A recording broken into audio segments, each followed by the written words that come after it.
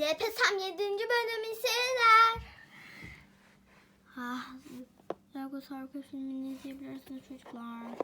Arkadaşım gelecek. Çünkü kardeşimin albetinde hiçbir şey yok. Hep senin telefonun.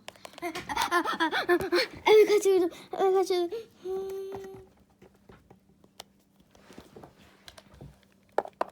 Merhaba. Lego Sarkı filmini bak terleri akıyor.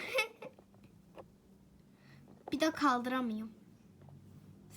Sen kimmişsin evi? Benim ev değil ki bu. Ta şurası. Dağların üzerinde evin var resmen. Yakınlarda demek istedim. Cahil arkadaşım. Bana cahil mi dedin? Cahil demek yoktu. Sanki. Sanki cahil sen misin gibi. Ve son.